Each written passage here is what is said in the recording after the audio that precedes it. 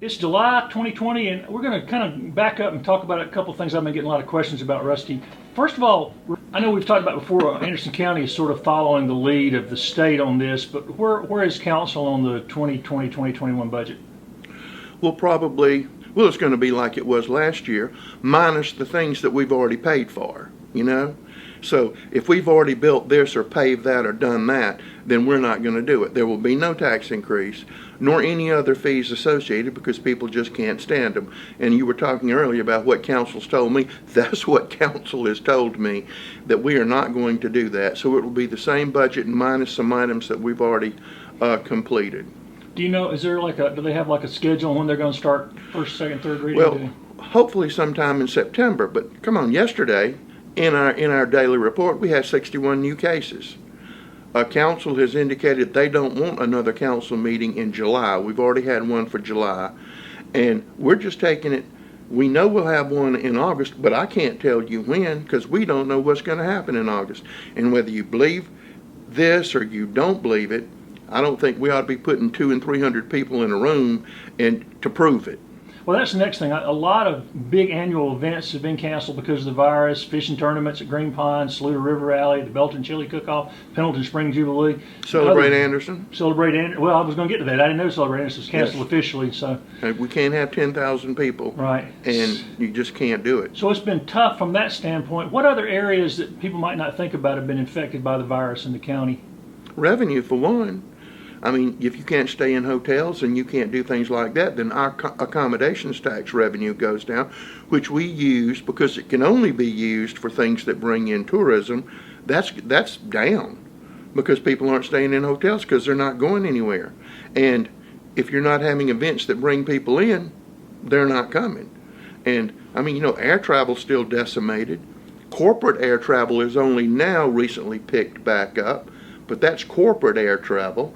For a while, we had nobody flying into the airport because corporate shut down everything. And our airport depends on the sale of jet fuel to operate it. So it's impacted us in a lot of ways. Plus, and that normally works well. People ask how do you generate revenue at the airport. That normally works pretty well. It works absolutely well, but when they're not flying, we're not. We received, and every other airport in the country received, some stimulus money to fill in that gap. We got around, off the top of my head, around $75,000 under the second stimulus bill to help us maintain operations there. Has the county gotten any other federal or state money yet? Or? We have some in the pipeline, and we've made numerous requests, and we're examining everything that we can possibly acquire. And that goes from our emergency preparedness to our road maintenance to things like that, all of those things. Well, the emergency people have been working overtime, I guess. I mean, The emergency people have been doing a tremendous amount of work, and they work all the time, every day. I mean, they're either fumigating buildings or they're teaching people how to fumigating buildings. We are providing services to businesses and companies if they don't know what to do, constantly giving advice to different people. We imposed stricter regulations in-house on Friday, and so those are also going to feed over into the court system. So by the end of the day today, that we will have masks to give out to anybody that's going into any of our courts. That includes the courts in Belton, in Pendleton. So we're going to put all of that. We were doing that, but now we've ratcheted it and made it even tougher. They're going to require it now? Oh, yes. Yeah. We participated in a great event this weekend with the Anderson Strong, participated with the city, where at the West Side Community Center we gave out tons of masks. Then we did it at the Lowe's, the South Lowe's, the North Lowe's, handing them out, and free t-shirts. So we've been doing that, religiously doing that. We do have the best emergency management division that you can have, and we have dedicated and passionate people there. So we're used to rising to challenges, and we've been in a rising to challenge mode now since 5 months ago. So I'm sure we'll be able to handle it. But what we worry about, and I know, and I can't speak for ANMED, although I know they're slammed with COVID patients, and I also know they're slammed with COVID patients who aren't 80 years old.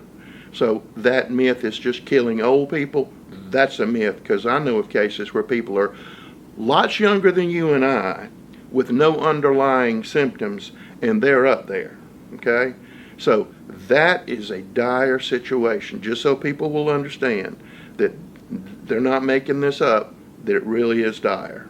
And if there's a hurricane or something, If we've there's always been asked. here's your trifecta: flu, pneumonia, and COVID at the same time, screaming in September. Every year we have flu deaths. We do. Now you've got COVID and pneumonia, sometimes can be brought on by those two things, and hurricane season is coming up. So we're not going to get a hurricane, but sometimes we get the backlash from it. And our emergency people are always going down to help, right? Or being asked to come help. They always ask us to come down there because A, we will, and B, we know what we're doing. That's a credit to them, that's not a credit to me. But they know what they're doing. But by doing that, whenever we need anything, we're covered up with people asking for assistance from us. And Duke Energy kind of likes us because anytime there's a big event in the tri-state or even larger area, they use our Civic Center because our Civic Center is an emergency backup facility, graded, rated, and approved. So, we think if they're going to operate in an emergency, I'd just soon have them in Anderson County at the Civic Center and work their way out. Right, they built that new battery backup, whatever. Yes, we have that new battery backup out there, so if the power goes out, we're good there. At council meetings recently, just kind of shifting to current business, been a lot of people show up concerned about zoning. Can you, and again, this is a loaded question, I didn't give you time to prepare for this, but can you give people just an overview of what zoning in Anderson County is like, and why people... Zoning in Anderson County is like this. By ordinance, if somebody wants an area zoned, that council person has to initiate a petition. Then those people fill out that petition, and if there are enough on that petition, then it goes to a vote. And then if it's favorable, it goes into effect. The last one we did was in the Powdersville area that was sponsored by then Councilman Ken Waters, and that didn't come to fruition. So, a part of Anderson County is zoned. The other part is under land use regulations that do not specify where something can go.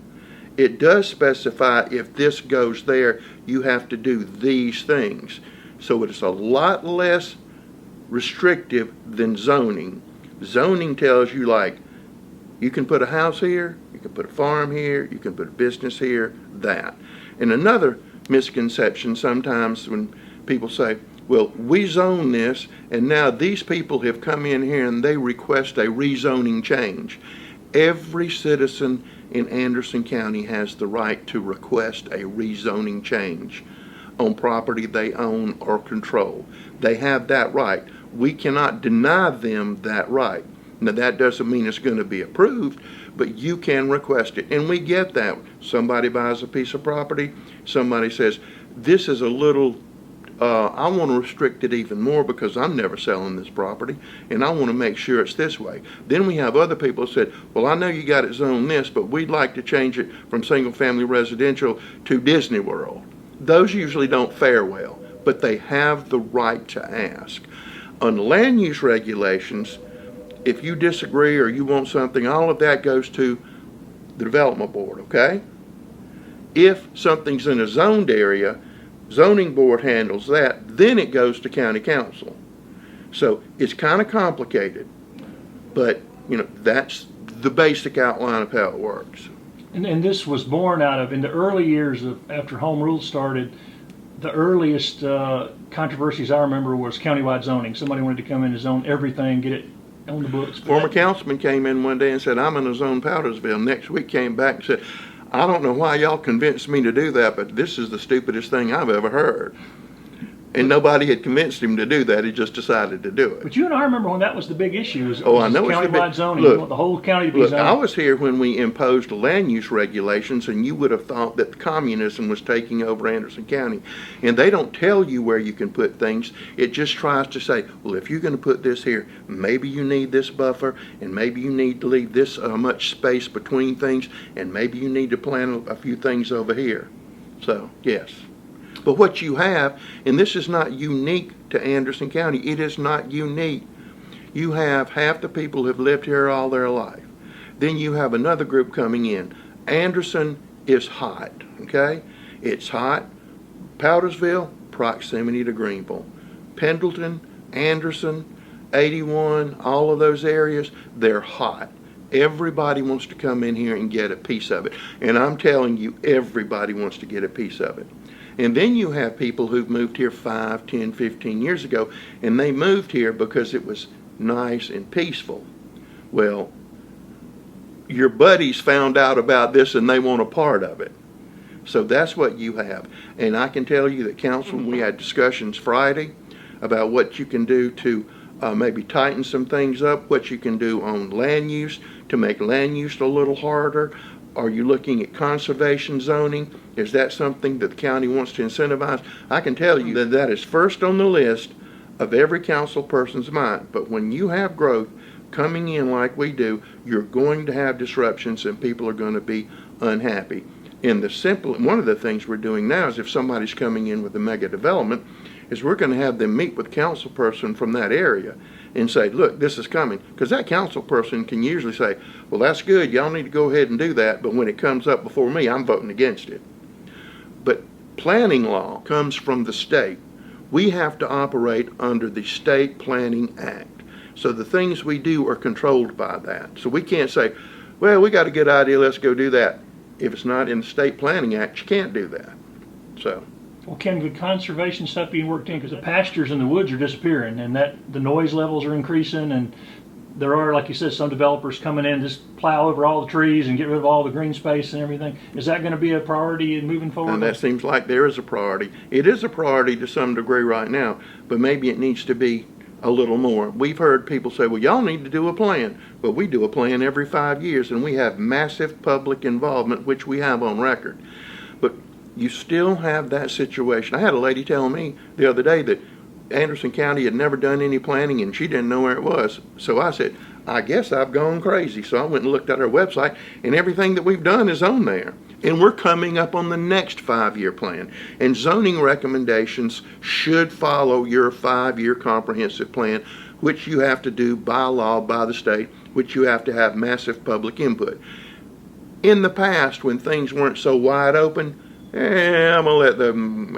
I could go to that meeting, or I could go to that ball game. I think I'm going to the ball game. Now it's like, I ain't going to that ball game. I think I'm going over here and participate in local democracy in Anderson County, and you're seeing more of that, and I think that's a good thing. Yeah, it has brought a lot more people out to council meetings. Well, and that kind of feeds into what we were talking about earlier about roads, because with that planning and with the new developments and all those, the roads, I have seen more road construction both from SCDOT and Anderson County than I can ever remember at one time. Well, we get the state, that penny tax is, I mean, you have to give people a year to collect the money. But now they're going wide open, and if you look, Anderson County is getting a lot more money than a whole lot of other places on that. And thank goodness for our Anderson County Transportation Committee. I mean, they just voted to fix up about 15 roads the other day, and that's a continuing pot of money that gets refreshed. And so, there's a whole lot of stuff going on. But again, and I've said this on air one time before, I mean, I literally had a lady who drove on a brand new road. It hadn't been there 2 days. Beautiful, absolutely gorgeous, probably the best road in the state, and came and told me that she didn't know where that money was going. And I know she just rode on it because she told me she did. So. And there are a lot of road projects going on right now. People can find those online. Yes, and there are more coming. I've seen a big difference. I mean, I know. That said, we still don't have the money we need to fix and maintain. No, but 1,600 miles, 1,530. But are you going to impose something when you've got 12% of the population unemployed and you don't know when they're going to go back to work? You can't do that. You just can't do that. One of the things council has been talking about approving is this private investor building an industrial park. Why is that important for the county? Okay, case in point. Let's look at this, okay? The Greenwood County has approved a 100,000 square foot building that they're going to use their penny capital tax to build. They're doing that on North Highway 25 near Hodges, okay? That's going to cost millions of dollars. We have a private investor going into an opportunity zone who's going to build a 55,000 square foot building that we're going to be able to market, but we don't have a dime in it. So he's building that building for us. Private enterprise is doing that. Are we going to take everybody who's looking for a 55,000 square foot building to that site? Absolutely we are, because we want him to get so happy that he'll want to build another one and another one. So yes, that works well.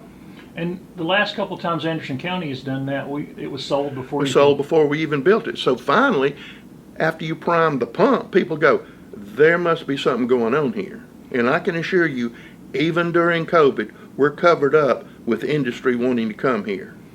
And you're about to see, whether you like it or not, because this is free enterprise, you're about to see a commercial boom, especially in the Pendleton area, Powdersville area, in the greater Anderson area. I'm telling you. I mean, we see them. And that kind of leads to my next question. Arthrex and TTI and First Quality seem to continue to grow and expand. Have they exceeded the expectations county had? Every last one of them has. I mean, First Quality, yes, and I think it's going to exceed the exceeding expectations. And Arthrex, hey, if you need a hip joint, we're here for you, baby. That's kind of, in a way, they're doing real good. They probably have 260 working there right now on their way to do what they said. And what was the other one you mentioned, Greg? TTI. And TTI, I can assure you they've done more than they told us, and I can assure you they're fixing to do more than they ever told us. Never seen so many buildings going up at TTI. You hadn't seen the last of them. And Arthrex is continuing to hire, it looks like. They're headed towards 2,000 eventually, maybe? Eventually. Jobs. Clean jobs, high-paying jobs. How important... Let's don't forget people like Sergeant Metal. True. The other night, they're adding 50. Places. I mean, that's homegrown business right there. Let's don't forget TACMed, which we did the other night. They're going to hire 30 jobs, pay an astronomical amount of money. $34 an hour? $34 an hour. But here's the thing. They're going to make robots that you can go practice medicine on. Do we have them right now? We absolutely do. They use them at Anderson University every day. This is the next generation. I mean, you get cut, the carotid artery will go. I mean, this thing is going to be almost a human, and the fact is, it's made right here in Anderson County. It's not made in Silicon Valley or some biomechanical hotspot. It's being made right here in Anderson County, and I just love to tell people that. They're very easy to reuse and repair and fix. And this one, this person will be able to talk to you, somebody in a remote room. Where does it hurt? It hurts here. But this is like the next generation. What's the latest on the old TTI building?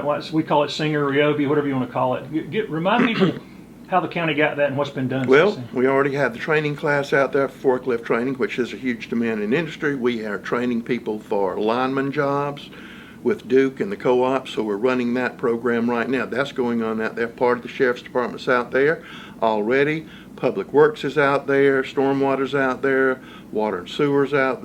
Sewer's not out there yet. A whole lot of offices out there. We're still renting parts of that building to TTI, which brings income into the county. The other day we had a request to store some free cat food to the Humane Society. They didn't have a place to put it. We said, sure, you can put it over here. So it's continuing to do what it's supposed to, but we're continually putting people in there. So hopefully we'll get everybody moved in there eventually, but it's just taking a little time to do it right. How important has it been as a landing space for new industrial development? Very much so, because I've got people waiting right now to come into the TTI building when another group gets out of that building. So it's not like I wonder if it's going to be. It's like when they leave, boom, they're here.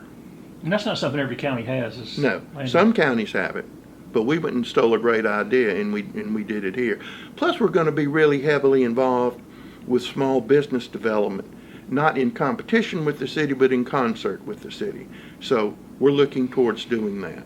Are there any other economic development announcements you could talk about? With no, jobs? But there are two more, but I can't talk about them right now, because then I'd have to be shot. Yeah, tell people just but they're one very or two sentences clean. Why you can't talk about stuff like that. Well, a lot of times it's competition from their rivals, and they don't want their rivals to know what's going on, because I mean, it's how they work. And I don't want another county to know that I'm about to get this industry, because somebody will come and try to steal it. I know they will. Yeah, and Anderson County has really exhibited expertise in economic development. Is there a general period of time how long it takes from first contact to bringing in a new company, or is that just depends on the company? Or I have worked a project. I have worked a project that took 2 years. I have worked a project and thought I lost that project, and then that project came roaring back, and then I've been in a 6-month, which is pretty fast, because if they getting state incentives, we need to do 3 readings on county council, that they come in, they go bang, and they're up and running. But I mean, but all of our companies, E&I, the Irish electrical switchgear manufacturer, just going, they're fixing to add on to their space and hiring everybody they can. So that's not slowing down, but I worry about people who are waitresses or have jobs that are very susceptible to COVID. You know, I know that a lot of these industries will train you and take you from that job. I just don't. My number one thing has always been, I don't like to see anybody unemployed. And I don't care what you do. If you get a job sweeping, if you sweep real good, they might promote you. But all of these jobs I'm talking about are not sweeping jobs. And now you've got the new academy over there, School District 5, District 3, and District 2, and they're throwing people out. And I mean, there's just a lot going on. It's just going to take some shifts in thinking from a lot of people who don't know there are other options, and kind of getting people. And we're trying to provide that. This is a way to do that. Well, I don't know anything. I didn't do this. Well, you can do something like work keys and get industry ready. There are a lot of ways to get in there and get started. Anderson County still has the most international development in the state, 52 companies, 18 countries. What are some of the things that you and council and Burris Nelson and his team do to showcase Anderson, to attract international business in Anderson County? What are the chief things that attract international The business? best thing that attracts international business is having international business. That don't mean seriously, because they say, hey, these people came over here, they were treated well, they were absorbed in the community. Why don't we look at that? Bosch, case in point, okay? You know, let's do that. And Bosch, people don't talk about Bosch. Bosch is a major miracle at what they do out there every day. I mean, we're blessed to have that. When that project was working, people don't remember this, but a man named Mr. Nord came in there and built that building. It was called Nord Refrigeration. He had a death in the family and they abandoned it. We were marketing that building to Bosch and Grumman, the aircraft people, at the same time. And Bosch bit first. Thank goodness Bosch bit first. So, I mean, and that took a year. It's just different things. Like the lake and quality of life and temperature, and climate kind of things. Look, if I have another industry person tell me that they saw Lake Hartwell and then figured out Anderson was by Lake Hartwell, that's a beautiful thing. That is a beautiful thing. All right, shifting gears again, the county is now, for the first time since really the founding, the owner of all the original property, the plat that goes from Murray to McDuffie, or what used to be Old Peoples to McDuffie. Most places there was a town, then they built a county around it. That's almost 95%.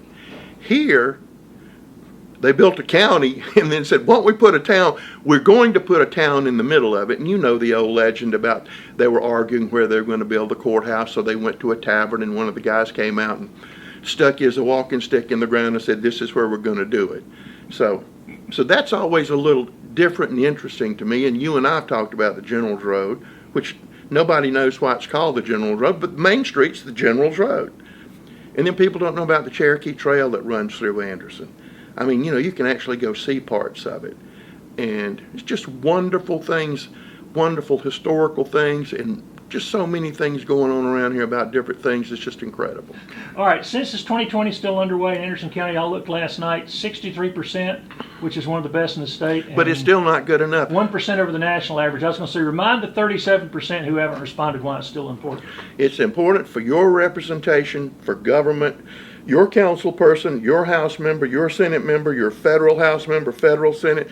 It is the influence that Anderson County will have. It depends on how many people live here, and if you don't, you will be underrepresented, which means you get not much money and nobody pays attention to you. So you need to register. Anderson has grown, Anderson, to me, has always been the capital of the 3rd District. And we need to maintain that by everybody participating in the census. It is in the Constitution of the United States. It is against the law not to fill out your census. This is not for devious means, secret means. You got to know how many people you have in order to be able to take care of them. And we lose a lot of funding too if we don't. About $800 a person. Farmers markets reopened. I mean, it's been open now for a while on Thursdays and Saturdays with safe distancing, math, other health safety plans. How's it doing this year considering the restrictions? It's going gangbusters, but this is the time of the year that goes gangbusters because July is when everything's in.